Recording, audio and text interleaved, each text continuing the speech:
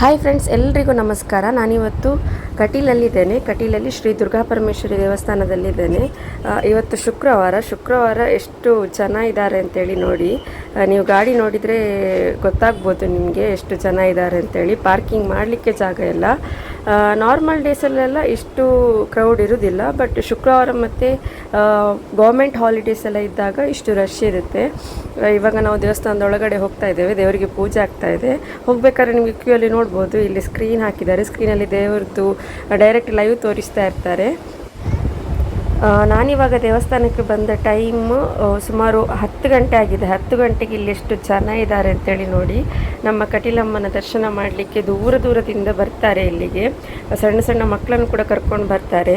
ಎಷ್ಟು ಕ್ರೌಡ್ ಇದೆ ಅಂತೇಳಿ. ಇಲ್ಲಿ ನೋಡಿ, ನಂದಿನಿ ನದಿ ಹರಿತಾ ಇದೆ. ಹೊರಗಡೆಯಿಂದಲೇ ಕ್ಯೂ ಇರುತ್ತೆ ಈ ಹೊತ್ತಲ್ಲಿ ಕೂಡ. ನಾನು ಈ ವಿಡಿಯೋ ತೆಗೆದದ್ದು ಜೂನ್ 6ಕ್ಕೆ, ಅಂದರೆ ನಿನ್ನೆ ಶುಕ್ರವಾರ. ಯಾರೆಲ್ಲ ಈ ಕ್ರೌಡಲ್ಲಿ ಇದ್ದರೆ ಅಂತೇಳಿ ನನಗೆ ಕಮೆಂಟ್ ಮಾಡಿ ತಿಳಿಸಿ. ತುಂಬ ದೂರ ಊರುಗಳಿಂದ ಬರ್ತಾರೆ. ತುಂಬ ಕ್ಯೂ ಇರುತ್ತೆ, ತುಂಬ ಕ್ರೌಡ್ ಇರುತ್ತೆ ಶುಕ್ರವಾರ ಅಂತೂ. ನಾನೀಗ ದೇವಸ್ಥಾನದ ಒಳಗಡೆ ಹೋಗಿ ಬಂದು ನಾನು ನಿಮಗೆ ತೋರಿಸ್ತೇನೆ ನೋಡಿ. ಇಲ್ಲಿ ಹೊರಗಡೆ ಬಂದ್ವಿ ಇವಾಗ ದರ್ಶನ ಮುಗಿಸ್ಕೊಂಡು.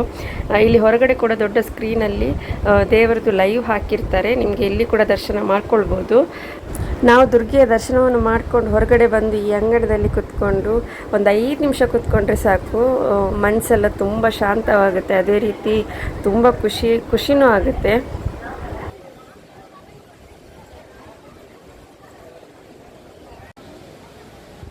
ನೋಡಿ, ನಮ್ಮದು ದರ್ಶನ ಮುಗಿಸ್ಕೊಂಡು ನಾವು ಬಂದ್ವಿ. ಇವಾಗಲೂ ನೋಡಿ ಎಷ್ಟು ಕ್ಯೂ ಇದೆ ಅಂತ. ಇವಾಗ ಗಂಟೆ ಅರೌಂಡ್ ಒಂದು 10:30, 11 ಆಗಿದೆ. ಇಲ್ಲಿ ಕ್ಯೂ ನೋಡಿ ಎಷ್ಟಿದೆ ಅಂತೇಳಿ. ಇವಾಗಲೂ ಹೊರಗಡೆ ಅಂತೂ ಎಲ್ಲ ಕಡೆ ಕುತ್ಕೊಂಡಿದ್ದಾರೆ ಭಕ್ತಾದಿಗಳು.